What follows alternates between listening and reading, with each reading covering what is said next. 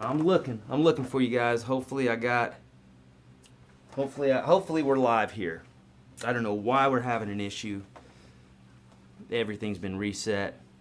All right. Yeah, okay. Mary Beth is saying yeah. Okay, now here we go. All right, guys. I am so sorry. I don't know what's going on. We said all this stuff ahead of time, and then the internet gods are either with us or they ain't. And I've got a huge stream to the internet, so there you go.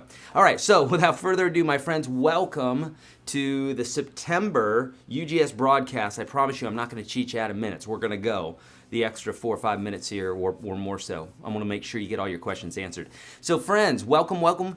If you have not done these before, then there's some veterans here that are with us, and they're going to help you out, and they're going to say, hey, you just follow their lead. If you haven't already, please log in with Facebook and Twitter, or you've got the guest or chat roll account. We've got many ways that you can log in, and you can ask your questions directly in that chat roll, okay? Now, here's the deal. I'm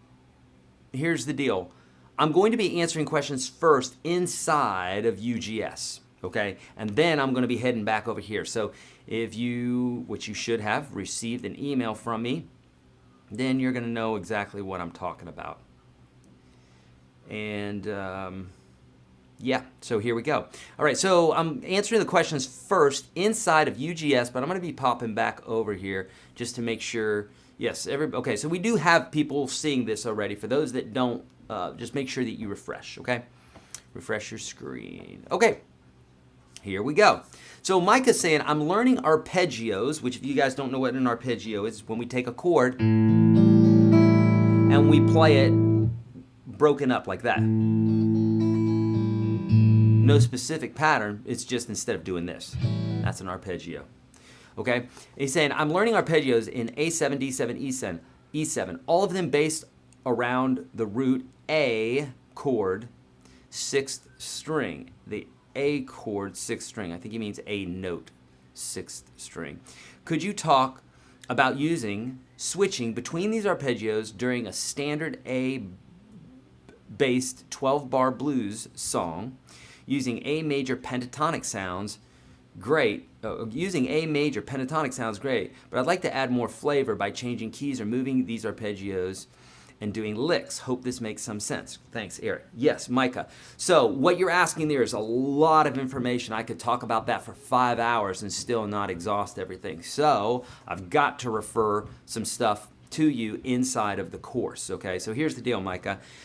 So using the caged system that you're going to see inside the program, there is actually a caged system for 7th chords. So in the upper left-hand corner, if you ever have a problem with it, you can always search caged, C-A-G-E-D, right? Or whatever it is you're looking for, blues, whatever. So search caged. In this case, I have some on the 7th chords, and it'll show you how to take those 7th chords like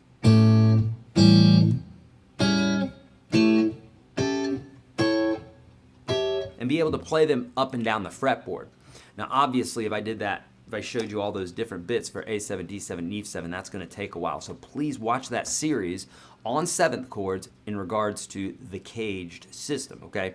Now, could you talk more about using or switching between these arpeggios during a standard 12-bar blues 12-bar blues song?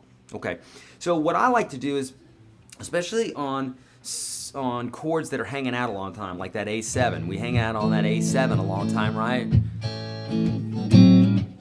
That's when I start introducing those other chords. So essentially what you can do is you can get in the habit of when you have a larger passage, this is the better way to do it is when you have a larger passage, start interchanging those chords. An A7 is an A7 all over the world, okay? So if you're playing it here, or here, or here, or here, or here, they're all A7, so you can play them synonymously across that measure. So do that, okay? And then when you have less time, then you might just want to hang out on that one chord and not bring in a new variation. You could.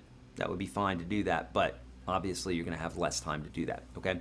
Now you're saying using A major pentatonic sounds great, but I'd like to add more flavor by changing keys or moving between these arpeggios and doing licks. Hope this makes some sense. Okay, so here's what you could do. If you want to add some more sounds, you could change keys, meaning when you're on the A7, you could play A minor blues, you can play A major blues, either one. When it plays the D7, you can play D minor blues or D major blues. And when it's on the E7, you can play D minor blues or when it's on the E7, you can play E minor blues or E major blues. But with all that being said, you're using a ton of different notes if you're doing that. So anytime we do that, essentially what we're doing to the listeners, we're keeping their ear on edge. It can be good if you know what you're doing, if you've practiced a lot, I should say, and you can manipulate the melody to still sound cohesive, but yet give them some new notes to chew on. But most of the time when you're starting off on this, it's going to sound very disjunct. So Micah, what I would suggest you to do instead of that is I would instead really, I mean, I don't know how long you've been playing, so if you haven't been playing for very long, I would not encourage doing what you're saying you want to do here. What I would encourage you doing is getting really good at using one specific form of the blues scale. Then once you get good at that, move to another form and get really, really good at that. Okay, because these different forms, although they're the same exact notes, bring a whole new different way of playing these licks because they appear differently on the fretboard, right? And also the different strings have different sounds. So the licks that will come out of you will be different. You will be inspired differently. And then also, Micah, the embellishments to the blues scale section of the course, you can always find this in the upper left-hand corner, just searching blues, and you're going to get a slew of descriptions that you can drill down inside UGS. You want to use those different variations, those different notes that I'm bringing in, and I tell you why it is that we can bring those notes in. So that's what I would highly suggest doing, Micah. But you can do the latter. You can play on top of the chord. Just understand it's going to sound a little disjunct at first until you get a feel for it, okay? Okay, great. Okay, so Drew had said, my question on your opinion is using a thick pick versus a thin or rounded versus a pointed pick. Was told to use a rounded big stubby pick to help build strength and develop more string depth over a thin pick that allows you to dig into the strings more. Okay, Drew, so here's the deal. I answered this in a few different videos inside the course, and here's my rule of thumb. Bottom line, the most important thing, Drew, is what is comfortable to you. It doesn't matter what I say. It doesn't matter what Stevie Ray Vaughan did. It doesn't matter. Any of that stuff doesn't matter when it comes to this, okay? There's certain things that we want to derive from folks that have been playing longer than us or that are teaching or whatever. But when it comes to a pick, what is comfortable to you? Now, I can tell you, for most beginners, a thinner pick is going to feel better. Why? Because you don't have as much control and it's more forgiving. So if you dig too hard into a string, it's going to give more than a thicker pick would. Or if you're using a thick pick and you really dig into the strings, you're going to get caught up, right? So a thinner pick is typically more comfortable for beginners. Now, with that being said, I still use a thinner pick when I'm strumming than if I'm doing improv or soloing or that sort of thing, because it's more like I'm being a surgeon, so I need something that isn't going to give, that isn't going to have any variation. Whereas I'm strumming, I'm hitting all the strings at once, I'm hitting it pretty hard, so I want that thinner pick, okay? Now, as far as pointy or rounded, I've never found a need for anything other than your basic pick. I don't like when it's too rounded because then the sound, to me, sounds a little darker.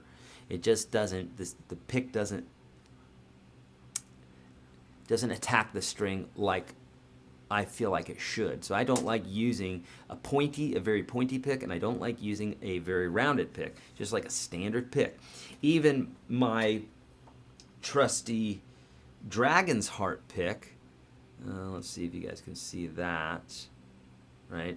So the way this looks is, see how you've got that point right there?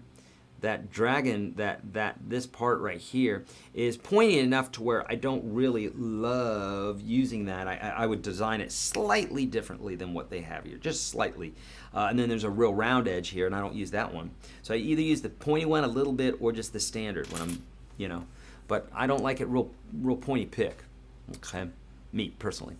Andy's saying, Eric, when I bend the strings, particularly when I'm bending a whole step, I find that the strings above the one I'm bending seem to catch my finger and ruin the sound. Any tips? Andy, yes.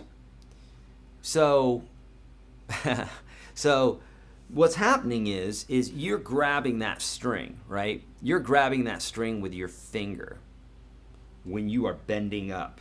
So what you want to do is you want to get underneath the string more. And what I mean by that is this. Right now, if you're bending, okay, let's say this, you're going, and now I've got that other string that I've caught. Why is that? Okay, you can see that two strings are moving now when I bend this up, right? Now I've got that other string. So what you want to do is you want to take the fingertip and you want to drop it a little bit below the string so that when you're bending, you're not actually grabbing that other string. So here's what I want you to do, Andy. This is really, someone can tell you these things, and it would be like someone describing a taste or a smell to you. That's fine, right? Okay, strawberries smell sweet and da-da-da-da-da, but until you smell it, you're just not going to know. So there are certain practices, certain things like this where people ask me, hey, tell me about this, and I tell them to the extent really that you could tell somebody something. It's like feeling an emotion that no one's ever felt before and you're trying to describe it. It's going to pale in comparison to actually feeling that emotion. So what I say is, yeah, I can teach you a little bit on that. And same with any other guitar teacher. They can only teach you a little bit, but you have to experience it yourself. So what you want to do, Andy, is you want to be very cognizant, very focused when you're doing this bend. And you want to look and see, well, why is that happening? And you want to just look. Why is it happening? The string isn't doing it, right? You're doing it because the string's just doesn't have a mind of its own. It's you. You're doing it. So you have to figure out why it is you're doing that. You need to look at your hand. And you're going to have actually a better idea than I will. I can tell you from experience, from seeing other people and myself, why some people do that. But still, the way you're approaching the strings, a picture's worth 1,000 words, a video's worth like 100,000 words. So to be sitting there in front of you and seeing you do that, I'd be able to help out a little bit more. But ultimately, those are tools that you need to develop within yourself too. And the main tool here is focus and discernment, like saying, why is my finger grabbing that? Oh, I see. So when I go up, I've got my finger too far up and the other string is tucking underneath it. And then don't do that. Okay? Fix your hand. Remember, if you want to change something, you've got to change what you do. So you do the same thing over and over again, right? That's called insanity. So we got to do something different to change our outcome. So don't do the same thing all the time. Change it up some. See if that helps. If that doesn't, do something else. If it's not that, do something else. But focus and make sure you've got an idea first before you just start changing stuff, okay? Great question. Keith is saying, when picking a chord progression for songwriting, are there reasons to choose one key over any other besides vocal range? Keith, sure, there's many different reasons. One reason might be just playability. So for instance, if somebody says this song's in the key of F sharp and you're playing some blues, right? And you got your F7 and you got a B flat 7 and you got a C7. Well, you could play the C7 as an open chord, but the other two you're going to be playing as bar chords. So you're going to be a little bit more stifled in the things that you're doing. So another reason why you might want to choose one key over another is playability. Also, how does the guitar sound in a specific key? So if you're playing really high up the neck because it's really easy for you, does it sound optimal to what you're looking for? But the main one is vocal range because the vocalists are typically highlighted, and if they're singing in the wrong key, they're not going to be real happy, okay? Okay, Keith is also saying in 365 course finger picking exercises says for PMI we should be using this with a single combination on open strings. A single combination on open strings such as 6, 2, 3, 1. Or playing a variety of strings such as open, 6, 2, 3, 1, then open, 5, 2, 3, 1, then open 4, 2, 3, 1, then open 5, 2, 3, 1. Or playing some combination of strings with actual chords, question mark. I'm not sure what the question is there. Sorry if I missed this in your course, but I love how you have it step by step, so I don't want to get ahead of your instructional intentions. Okay, great, Keith. So I'm not exactly sure what the question is here, but I can tell you this. The point that I was saying here in regards to playing 6-2-3-1 or 5-2-3-1 or whatever combo you want is, we've got inside-outside picking, right? And I have a video for that. So for instance, what I call outside picking is when I'm picking the 6th string and then 1, 2, 3, or strings 3, 2, 1. That would be outside. But if I don't want that low note to sound, if I want a higher note to sound, then, or I should say if I want the bass note on the 6th string to sound, I'll pluck the 6th string. But if my bass note's on the 5th string, then I'll need to pluck my 5th string. But I still may not like the sound of the higher strings, so I might come in one set of strings. And really, that's just a matter, it's like, think about it like a painter.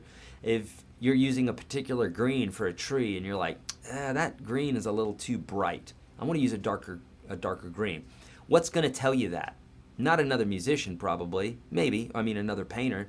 You might see it yourself and say, I want this particular color. I want you to think more like that. You are an artist, so if it sounds good, do it. So for instance, here I'm playing E minor. And of course I'm playing the 6th string because that's where the E is at. If I wanted to play it on the 5th string, I would have to do something like, or all different ways to do that. But let's say I'm playing the E minor and I don't want those high notes, I want inside.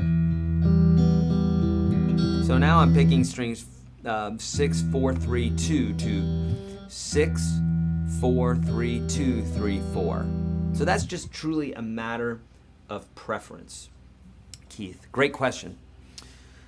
Okay, Byron's asking about this amplifier, and I wish Monoprice. I just ordered this from Amazon for $218. I have an Epiphone LRP Traditional Pro and play through it. It seems like a bargain to me. Do you know anything about them? Very good reviews on Amazon. Yeah, I would love, Byron, I would love to be able to review all of these, but alas, I get so many requests, just like I do on songs, that I would have way more gear than I have now, and I have too much gear as it is. So that's why I give a lot of my personal stuff away, because sometimes I'll review something and then give it away. However, if you haven't, so you did this you wrote this an hour ago, Byron, if you can cancel that order, may have a good rating, but I would suggest the Katana 50 made by Boss.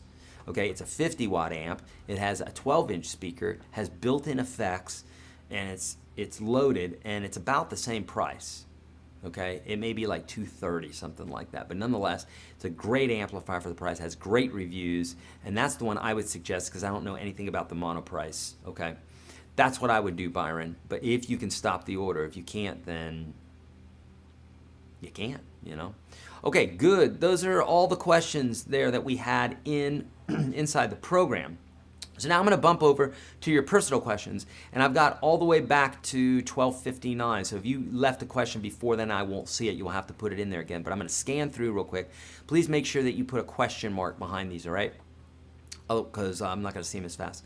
I accidentally found your course on TrueFire, then I saw Jamie Andreas, and because of left shoulder, left hand finger injuries, decided to enroll in her Principles of Correct Practice for Guitar. It has helped me to be aware of sympathetic tension I had brought on my years of faulty technique. I had developed into bad muscle memory. Can you address this overall topic briefly and lead me specifically to your lessons that might be similar to undoing years of developing bad habits? Thank you, Pete.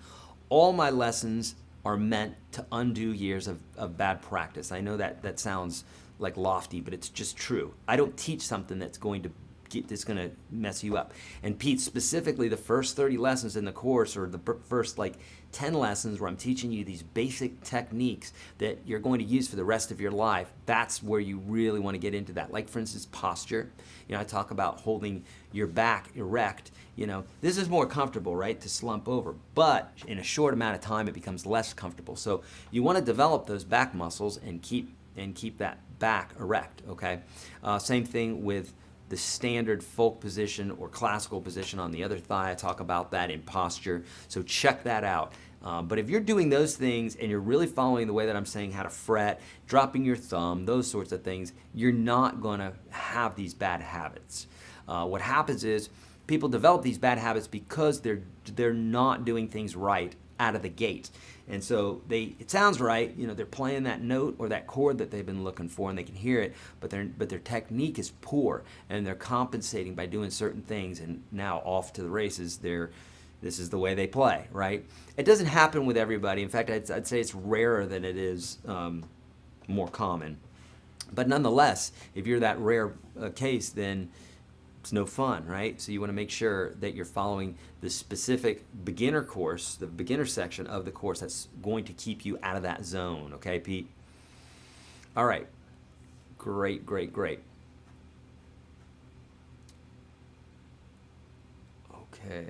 Okay, good. All right, no other questions then, right? All right, hit me up with your questions, my friends, because I want to make sure, because I know we got, well, how many folks do we have in here? 100 people in here, so I know you got some questions. Tell me, where are you guys at? What are you struggling with? Let me help you out a little bit with these questions. What are you guys struggling with, number one? Number two, and I put up a question, you might have seen it on the Facebook page, on the UGS Facebook page. I said, what do you guys want to see in the program? Now, you can tell me here as well, and we might discuss it, but what I also want you to do is, because this chat's going to go away, and obviously I would have to be wasting your time by writing down right now, so we could talk about it right now, but I do want you to go to the Facebook page and put it in there if I'm like, oh yeah, hey, that's a great idea, or no, I actually have that covered already, okay? So we can talk about it right now if you want to throw your questions up regarding that or suggestions, and we can talk about that. Otherwise, you know what to do. You can put it in here, but make sure no matter what, you go to the Facebook page, the UGS Facebook page, and put it in there, because that's going to be my log that I'm going to refer back to so that I can create more lessons specifically to help you get where you need to go. Okay, good. Oh, Kurt, the monoprice is a tube amp. Okay, that changes things. If the monoprice is a tube amp and it's got good reviews, Kurt, then, and you have pedals, right? Because a lot of times the pedal, tube amp wants to have some pedals in front of it, usually, because it doesn't have the overdrives built in sometimes. So now that you've explained that it's a tube amp, that changes things, because a 15-watt tube amp is going to be hella louder than a 50-watt mono or 50-watt solid state. So that's going to be a much louder amp. It may be a good one. I'll need to check that out, okay? Thank you for clearing that up. Okay, great. Okay, do you think the iRig for running through your phone would be a good way to see what pedals can do if you've never played them before? Yes, Dwayne. You see my this icon all the time that I put up with the hands up in the air? Yeah, you get that, Dwayne, because that is great. For those of you that don't know what the iRig is, and there's other people that make this as well, it's basically a little device that you plug your guitar straight into, and then it converts it into like USB or Lightning in this case, right, for your iPhone or whatever, or your USB if you're Droid. And so what it allows you to do is play in real time into your phone, and there's these apps with many of them are free, where it has all these different pedals that they're virtual pedals, so you can pull them up and you can mess with them, delays, reverb, etc. And you can get these used for really cheap, like on eBay or Craigslist or what have you. So check those out. I have several of them, and I use them for different things, mainly for videos for you guys, for different bits and pieces, So yes, definitely. iRig is one of them. PV makes one. Maybe that is the PV iRig. No, that's made by somebody else. I forgot what the PV one's called, but there's different ones at different price points. So what you want to look for, say like on Amazon, or I may even have some in the Amazon store, which, yeah, it's this. It's not really an Amazon store, my Kit store. You can check that out, kit.com/yourguitarstage. I may have one in there. I definitely have some interfaces, but maybe not specifically that one you're talking about. So check that out, or check, if you're searching like on Amazon, you want to search guitar interface. Those are the magic words, okay? Great question. Okay, struggling with everything right now, Christopher. Okay, well, Christopher, what I would tell you then, if you're struggling with everything right now, is just understand that everything is new, okay? So it's like if you were to study, I've never studied Spanish before. My guess would be if I started studying Spanish, I would have problems with the prefixes and the suffixes and the pronunciation and understanding of the words and my vocabulary, because everything's new, right? So why wouldn't I struggle with everything? It's not like I've ever done it before. So Christopher, if you're struggling with everything right now, you're in the right place. That means that you are breathing, and that's all it really means, because anybody new to guitar is going to be struggling with all these things, okay? But here's what I want you to remember, and everybody think about this. Right? I say it all the time. Life is a highway, right? Or I say something else. I say, enjoy the ride. You've heard that one before. It's all about the ride. Here's the deal. I've been playing for nearly 40 years, and I have barely scratched the surface of what this guitar can do. Learning-wise and playing-wise. I'm not even close to being the person that I want to be on the guitar. And we'll probably never be, because that goalpost should always be moving. We should always be continuing to run after this, right? Otherwise, we stay the same, and that's no fun. So there's always that. So, Christopher, what I've learned is be happy where you're at. This is just like anything, with what your weight, your exercise program, where you are with eating and stuff. Be happy with where you're at today, but discontent, okay? What I'm saying is you are where you're at today, okay? Playing-wise, weight-wise, food-wise, whatever. A little bit of discontentment to move you to that next level is what we want to do. But we don't want to be so overwhelmed that we get discouraged and don't do that next thing. And that's a magic formula. If you just keep that, if you just keep enough discontent of like, man, I just want to be better. That kind of thing. That goal, man, that's what winners do. Winners are always looking for another goal, right? What would happen if we were content with our bodies, if we were content with our playing? Well, then that's where we stop. And I don't know any winners that do that. So you're in the right place, Christopher. You got the right mindset. Okay, still struggling with chord changes. Ken. Okay, so Ken, I've talked about this before, but what you want to do is, you got all these different chords, right? What you want to do is you want to get rid of a lot. And you just want to take two chords that you use a lot. There's no need in bringing the thousands and thousands of chords that there are on the guitar in to practice chord changes when you're not going to use those chords, right? So what I would highly suggest is this, Ken. Be where you're at with your playing. So what I mean by that is, there's a song that you're working on right now. Right now I'm working on 6 tunes because I have a gig coming up with my daughter. I'm working on Beat It. I'm working on Every Breath You Take. Everybody Wants to Rule the World. Love Song by The Cure. What's Up by Four Non Blondes. I think there's another one thrown in there, maybe 2 others. But I'm working on those right now, and my focus is just on that because, well, and of course UGS and all those things that I do online. But in regards to my own playing, I'm just focused on that because there's a lot, especially that Beat It solo, my goodness gracious.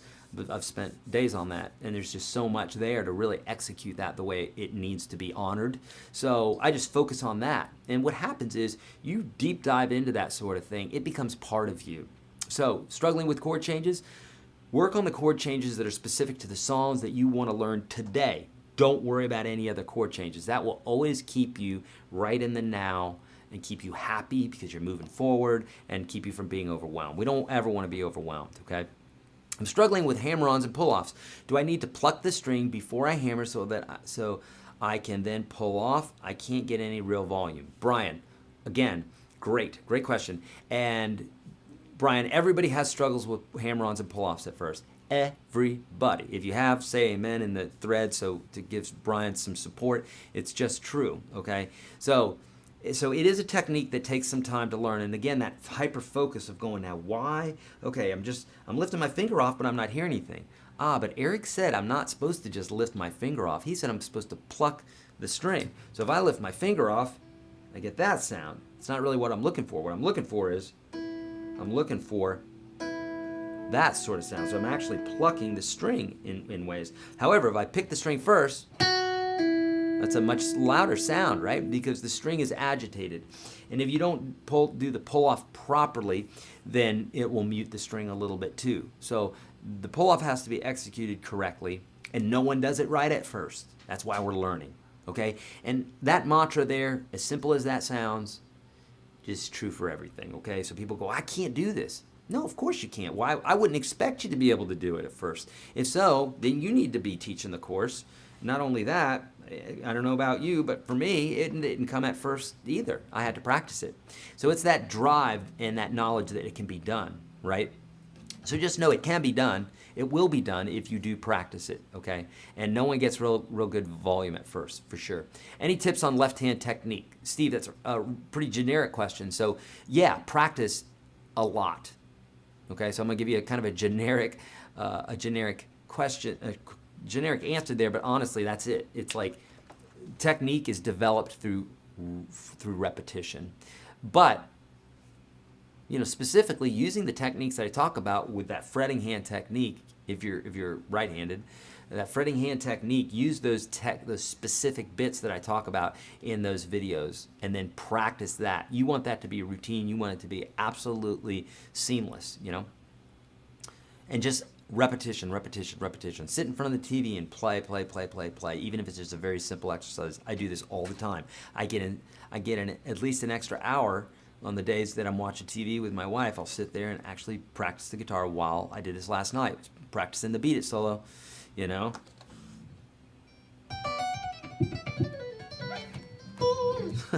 We need a little bit different setup for this. But nonetheless, you get the idea. So I would just sit there and work on these different parts, Eric, I would love to see some metal stuff, timing, gallops, etc., so on. So Death Film Star. So yeah, we could do some more stuff with metal, but like the gallop is really it's a shuffle, right? And so that's a matter of just breaking that down, just taking anything and just going,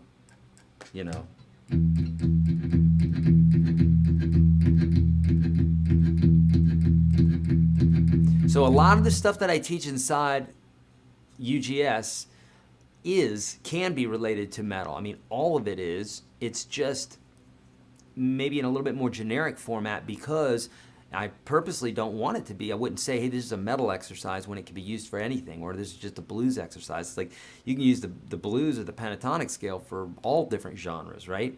So, and as far as timing, check out the whole section on metronomes, okay? Because that's timing.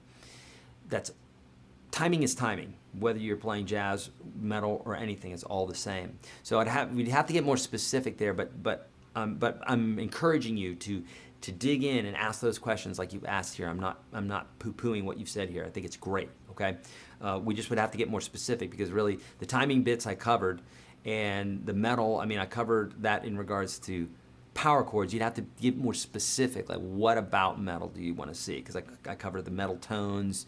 We talk about scales, we talk about arpeggios, we talk about economy picking. All that stuff is really related to shredding and that sort of thing. Okay, question on how to play this chord. It's an F, right? Or okay, let's see what you got here. You got F. We got 1 1 2 3 3 1. Oh no, you've got it upside down. I got what you got. 1 3 3 2. Okay, and it's an F chord. Okay, question on how to play this chord. Kurt, let me know. I only have 5 fingers. This requires 6 fingers. Ah, Kurt, I see what you're saying. So you have not done a bar chord before, Kurt. This is what a bar chord is, and I cover this in detail inside UGS. We would take 3 hours here to talk about it in detail, okay? So we won't go over it. You'll need to watch that series inside the program. Upper left-hand corner, type in bar, B-A-R. So a bar chord is when we take our finger, and we lay it across several strings at once. So you can see that right here, even though we're playing all 6 strings, we're only using 4 fingers. 1 is taking care of strings 6, 2, and 1. And then these 3 strings are taking care of strings 5, 4, and 3. It's called a bar chord, and I cover that in high detail inside the program. Great question. I've been a drummer for over 50 years. Nashville Taylor's saying, for over 50 years and trying to play guitar on and off for the same. I was wondering, do you play any other instruments? I do. I play a little bit of drums, a little bit of harmonica, a little bit of banjo, a lot of bass, ukulele, a little bit of piano. I mess around with all of it. A little bit of accordion, that was my first instrument. If you can play guitar, you could pretty much pick a lot of other instruments up.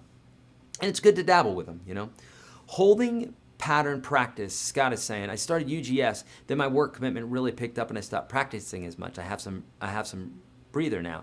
So what? Just something like one scale a week until I have more time. So what? Just something like one scale a week until I have more time? Scott, it's hard. That's a hard one to answer because how much time specifically, those sorts of things. So I would always have a song. Practicing scales or an exercise, especially if you're not coming back to it very often, can be very, very boring. And if we want to keep our head in the game, we're doing this for a reason, to make music, right? So if you're just practicing a scale, it's going to get real boring. I'd say stick with a song that you're slowly developing. That would be my choice for you. It's a great question. Himmel would be interesting to have lessons or an app where we can hear some different backing tracks in different keys and then figure out what key they are. So shorter backing tracks, 1 to 2 minutes. They keep looping in different keys and genres. That would help wrap up a practice session with lots of fun. Himmelman, have you seen, we've got like 600 jam tracks inside of the Unstoppable guitar system. So one thing you could do is you could open it up. Okay, this is in the resources section. Open it up, take your mouse and randomly click on one, because there's lots of them and they're in 12 different keys. So you could just, it's a per song. We put all 12 different keys in there. So you just do that and then you've got that already. So that's in the system already. Great question and great recommendation. Steven's saying, can you show how to do pull-offs on adjacent strings, like 5th to 3rd on the D string, followed by the same 2 frets on the A string? I can't seem to get my first finger up to the A string fast enough. Okay, so let me think about this in real time. So you're saying do a pull off from 5 to 3 on the D string.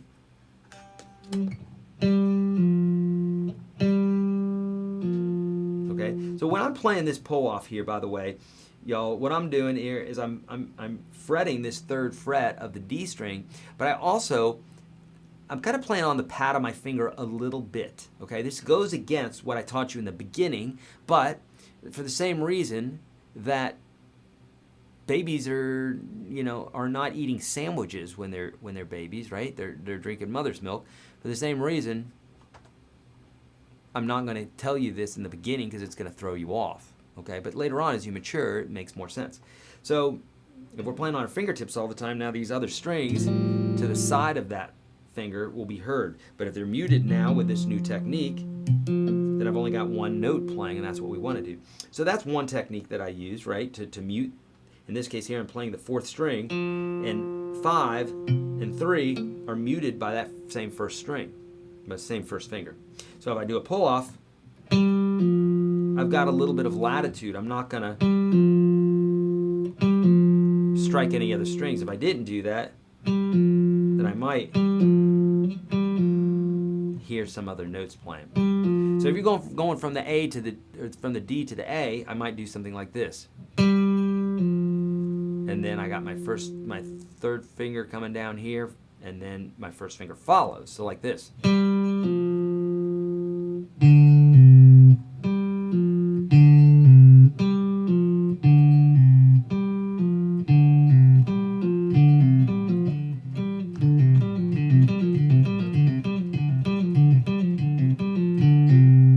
Does that make sense? All right, great. Hopefully that helps. If not, let me know. I'm just restarting as a real newbie. My question is similar to Scott. Where do you suggest I start? Video 1. Always start at video 1 in the course. I'm glad that I can tell you to start at video 1. Start at video 1 and do everything in the beginner section without skipping anything. Once you get past that, then come ask me again. Otherwise, from there you can move on to obviously the intermediate section is going to be before the advanced section. So if it's music theory that you want to investigate, then go into the intermediate section first before going to the advanced. If it's finger picking or some sort of technique, it's better that you stay in the intermediate section and exhaust all that stuff. But let's say you're really voracious about music theory. You could be in advanced music theory and be in intermediate technique, because it's like you're studying English in one thing and you're really good at that, but maybe math you're not as good at, okay? So that's how you want to think about it. Just make sure you go through all the beginner section first, step by step. Don't skip anything. That's what I highly suggest. Okay, great question. Oh, Jimmy is saying, I'm getting bored just practicing. I need to be able to play something that sounds good, even as a beginner. Hopefully something without many chords using my tiny pinky. Jimmy, start on my YouTube channel. I have nearly 1,000 songs there, and they're all like choice songs. So type in Your Guitar Sage Elvis, or Your Guitar Sage Clash, or Your Guitar Sage Beatles. Start with something that you like, a band that you like. Just get crazy. Type it in there. Your Guitar Sage blank, Adam and the Ants. Your Guitar Sage Stray Cats. Your Guitar Sage Bow Wow Wow. Whatever. Type it in there. You're going to find it. Okay? Great. Pull-offs, question mark, like Brian Murphy's. I lose volume when hammering onto the third note and pulling back off to a second note. Okay, Barry, this is the same thing. It's literally just repetition. So I showed you the technique just now, but then I also do that in the program. There really honestly is nothing else to show you about that.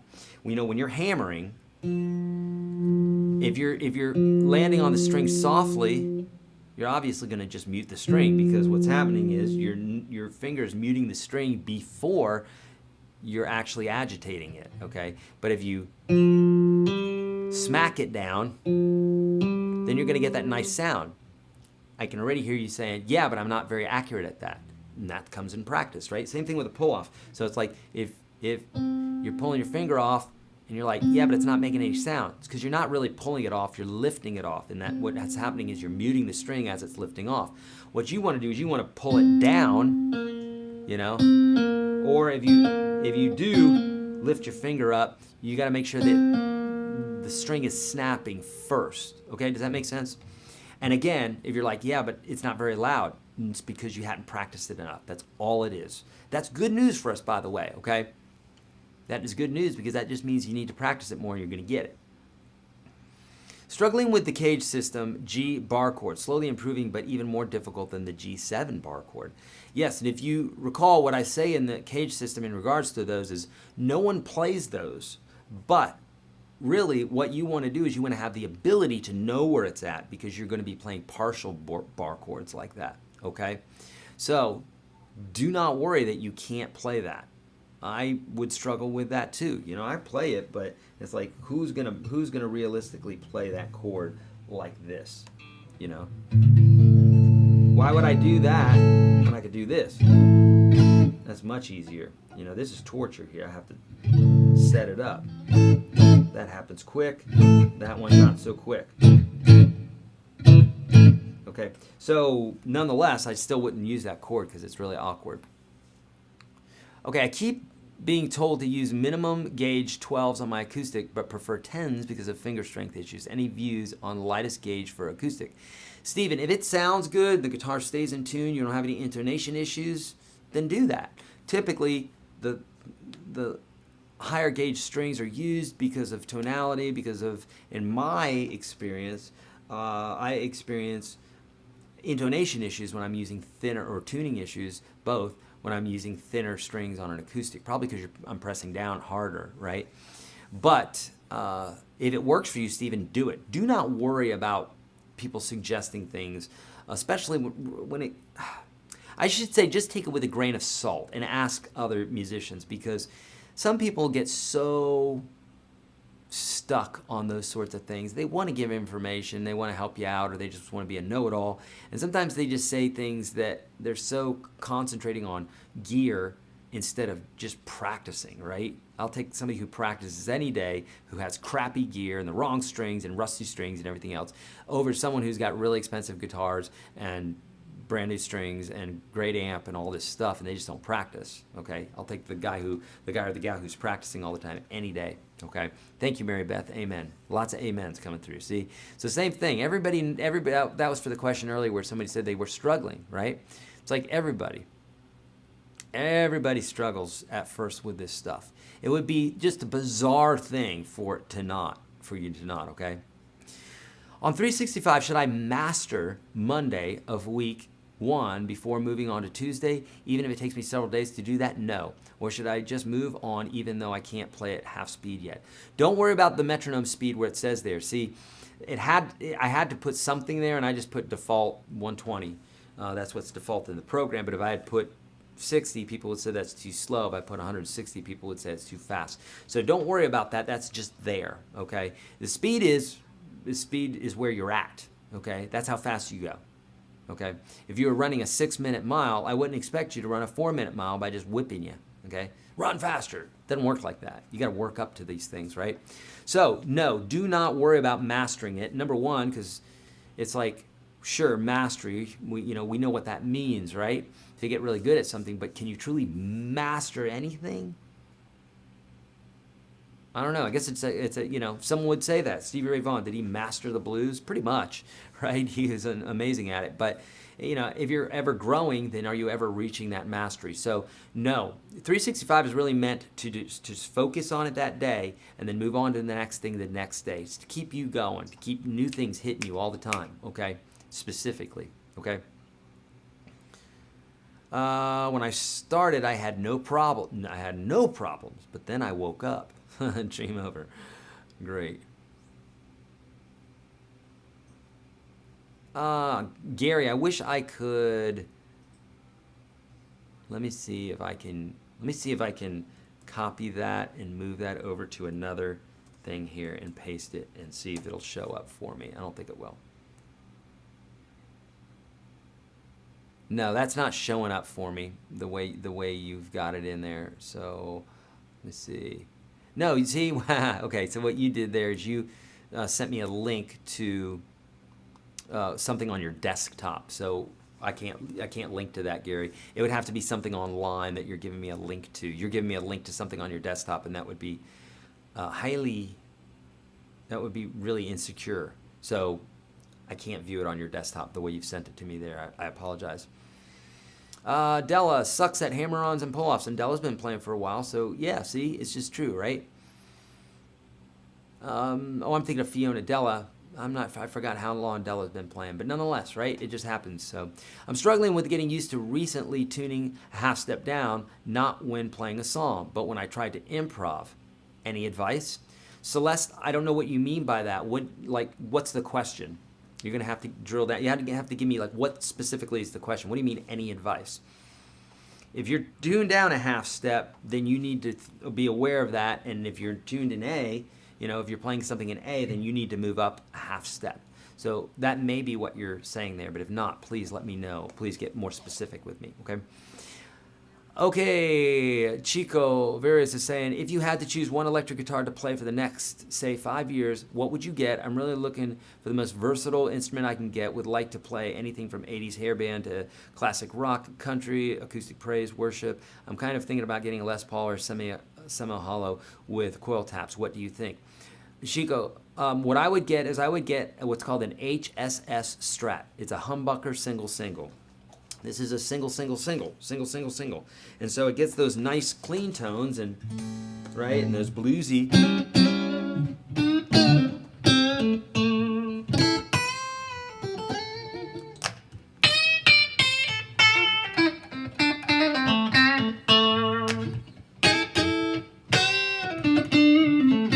So it gets all those nice cleaner tones, right? But if you wanted to really dig into some hair metal, some hairband type stuff, you would want a humbucker pickup, and that's what the H in the HSS is. So you want to search HSS Fender or Fender HSS or whatever your price range is, Squire HSS for cheaper version of that, and that will get you a lot. You can play a lot. That's that is probably the most versatile guitar besides the one that I'm building, and I have an update for you guys on that one.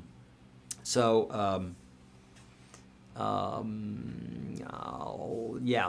basically, this is insider information, but nonetheless, can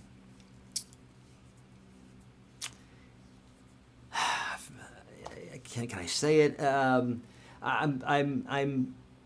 I've got my one guy building it, right? But I'm also going to have another guy build it because I want this. Listen to me. I want this to be the best guitar that's out there. Okay? I know that sounds lofty, but why would I shoot for mediocrity, right? You at least got to shoot for the best, right? So I've got my guy building that, but I'm also going to another guy in town because I want, and I'm going to have both of them built. And the guy who wins, the guitar that I'm like, this is the one, that guy's going to win. So I'm just trying to spread out a little bit more and make sure that when I do sell this guitar, it's the best guitar, okay? Which is, by the way, it's going to have a humbucker single P90, and I might be able to stack it to where it's like a P100. That's what I want to do. So I'll let you know about that, okay? Okay. By the way, read all these posts, my friends, because some people have some great stuff here. Christopher saying, great advice, looking for the next step, but at the same time accepting where you're currently at. I have, starting to use that approach for all kinds of things in life. Me too, my friend, and it has brought me an insane amount of peace. Can you use those two words in the same thing? It's brought me a lot of peace. I mean, my whole life has changed because I look at life this way in everything, and it's so nice.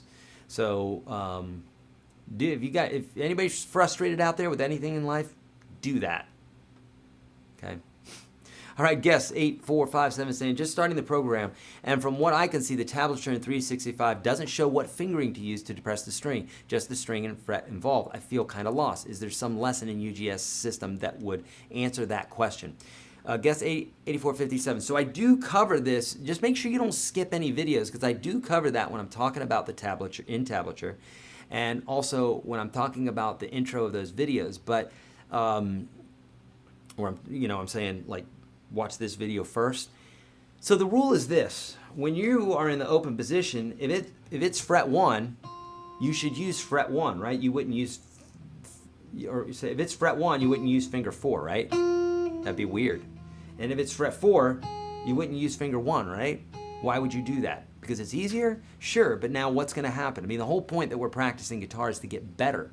So if you're using crutches, meaning you're doing what's comfortable for you and you're not developing those other fingers, then that's exactly what you'll get. You'll get a first finger or second or third finger that's really developed, and your pinky's super lazy, and you might as well just chop it off and not use it.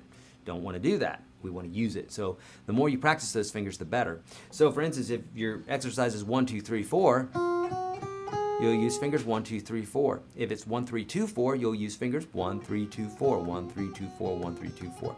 Okay? Does that make sense? Now, if it's moved up the neck, then, use your logic. So if I'm at the 5th fret, okay, and it says play frets 5, 6, 7, 8, well, that makes sense that we're just going to go 5, 6, 7, 8, right? We're not going to go. Same thing applies. If it's the 12th fret and it's 12, 13, 14, 15, we're going to do that. We're not going to go, or going to use all your fingers, okay? But in UGS, yes, exercise number 1, and also the beginner, what's it called? It's like it's the introduction to fretting. It's like in the beginner series, and it's called something about fretting, but it's literally like one of the first videos. So watch that one again, and that definitely will do it for you. Okay. I was wondering if separately you do private Skype lessons, even just for an hour, for interactive assessment to really isolate what I should be working on in relation to my goals. Mike, I do that, but I'm very expensive, Mike. And the reason being is I have these thousands of folks that I have to attend to every day, so that when I'm focusing on just one person, whereas here, when we're in these broadcasts like this, I literally can, access so many people and help. So I do private Skype lessons, and it's $150 an hour. So it's expensive, okay? And the reason for that is because I try to highly discourage that, because even though, think about it. If it made it so affordable that everybody could do it, then I would be inundated, and that would mean none of these other things would get taken care of. So it's really just a time thing. It's not that I'm a money grabber. It's just I'm literally trying to discourage you from doing Skype lessons with me, honestly, is what I'm trying to do. And that's just the God's honest truth. Because there's nothing that I'm going to tell you differently in a Skype lesson than I would tell you inside the course. That's why I say that course is worth so much, is because nothing's different. Yeah, sure, we've got that interactive bit here, but we have that now too. So you could literally, I could spend 5 minutes with you, 10 minutes with you. We could do this in increments. Or if you're asking me more questions, I will answer those questions for you specifically. So Mike, take advantage of this time. If you really want to do a private lesson, then yeah, it's $150 an hour. I know it's hefty, but it's there's a reason there, okay? And you know why it is now. So if you want that, email support@yourguitarsage.com, and my assistant will get that set up. Okay, we'll get that set up. Okay, great question, and thank you for asking about that. Okay, great. Nancy ordered some Vibe strings. Okay, excellent from your kit. Thank you so much, Nancy. Yeah, kit. They make some great strings. I love them. You know. Terry couldn't get the volume that she was looking for, but you will, Terry. No one gets it at first, so you're doing the right thing. Okay, just know. Steve is saying, I hate those stinking 365 exercises, but I do them, and for some reason, my playing seems to be getting better. Indeed. Yeah, think about this. If you were to go into boot camp, right? I am the drill sergeant, or if you're doing a workout boot camp, who loves that? Who wants to wake up at 5 a.m. in the morning and do push-ups and pull-ups and jump on a trampoline? I don't love that, but I do it. I try to tell myself that I love it, and sometimes I do. Sometimes it makes me feel fantastic, right? Sometimes you're playing those exercises and they make you feel fantastic. But the whole point is the winners show up when they don't want to do it. That's when winners show up, okay? Otherwise, everybody's going to show up when it feels good, right? So I love your attitude, Steve. You know, it's making you a better player, so dig in, you know. Struggling with the B minor chord, can you show it? Nancy, yes. So the B minor chord is a lot like the F chord. And so, Nancy, what you'll want to do is you'll want to search bar inside of UGS and watch that bar chord series, because I break this down. But essentially a B minor looks a lot like an F. We're just moving it down one string and up one fret, right? Just like that. So why this is important is I teach you how to play that chord. So once you can play that, you can play this chord and hundreds of other new chords. So I won't go into all the detail there because it will pale in comparison to the video that I do have inside the course. And it'll take up time here when you won't get the same amount of information, the more detailed information inside the course. So Nancy, please watch that bar chords bit there, because it's going to give you more information than what I will tell you here, okay? But, however, I love the question, and specifically what we want to do here is, if you're still struggling after watching a series, and then you can get more specific. Yeah, I watched it, and I'm doing everything you say there, but I'm still having this problem with this. Then boom, then let's address that. Otherwise, that series is going to help you way more, okay? Eric, the hammer-on or pull-off is 1, 2, 3. I understand how to use 2 fingers, but don't understand the use of 3 fingers in this. Okay, Gary, so it's the same thing. You're just using the 3rd finger. When you mean I don't understand it, do you mean you don't understand how to use your 3rd finger? Do you mean you're having difficulty with that 3rd finger? It's probably that you're having difficulty with it. So if the hammer-on or pull-off is 1, 2, 3, then you're going to use the 3rd finger. So 1, 2, 3. As simple as that. You wouldn't go 1, 2, slide. You'd go 1, 2, 3. If it's a pull-off exercise, you're going to go 3, 2, 1. 3, 2, 1. Make sense? All right, good, good, good. I know we're at our hour mark here, but I want to make sure that everybody gets their questions answered, and we started a little bit late. So do you have any lessons that are similar to the Segovia scales, major, minor, diatonic, up and down the fretboard in 2 or 3 octaves? I do, Pete. Look up major in the upper left-hand corner of the program, and I have 2 octaves, and also look up, I've got 3 octaves if you're doing, let me see.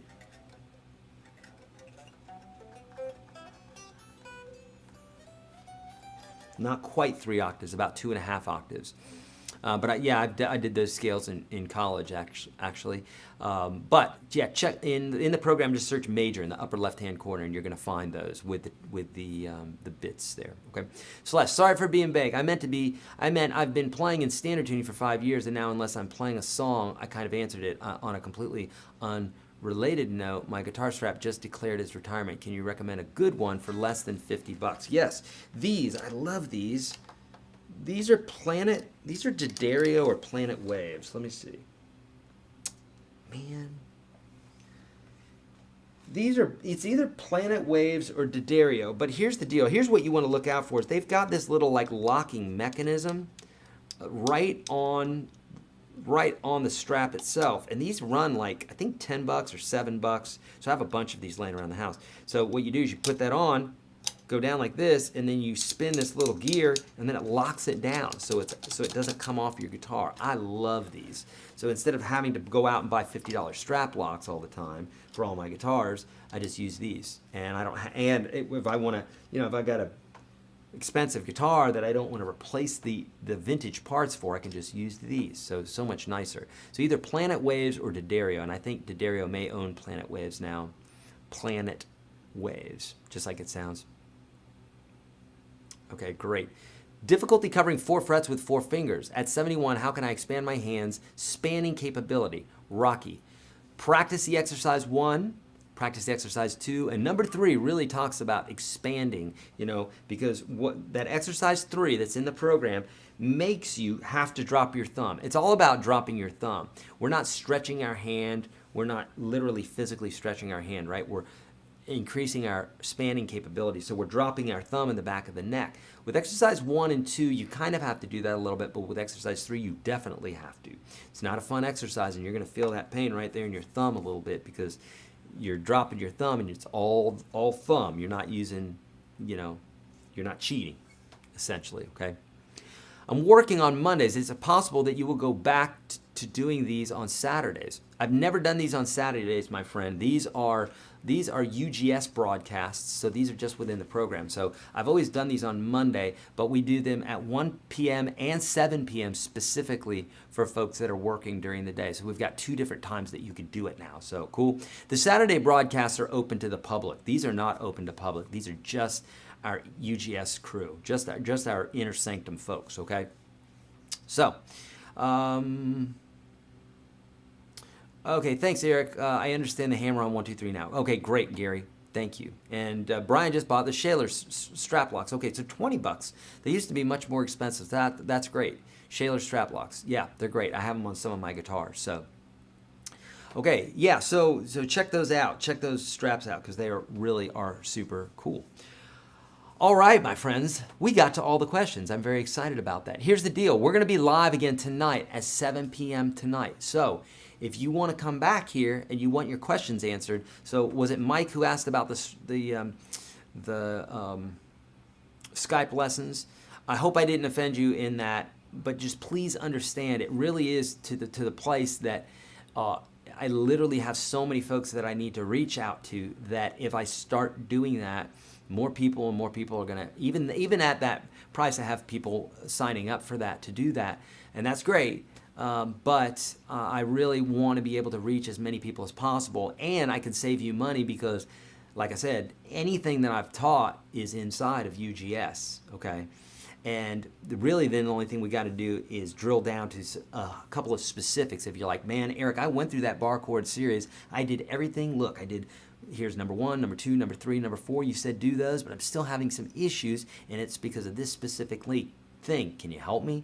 And then bingo bango, I'll help you right there in real time when we're on these broadcasts and saving you a ton of money, okay? So if you could stick to that, I really want to save you money, and guess what? Your question's going to help everybody else in the program because other people are going through it too. Cool? All right, my friends? All right, I see all the beautiful thank yous. You guys are so beautiful. I love you guys. 81 folks still rocking and rolling in here. Thank you so much. And e-guitar, I answered that one. Here's the deal. I'll answer it again, though. Don't worry about that G form. There's no need in playing it. And I say that inside the program. Remember, I say some of these forms are just so you know where they're at. You're going to be using partial chords sometimes. You won't be using the full chord. So, but watch that back. I do answer that question inside this video hour.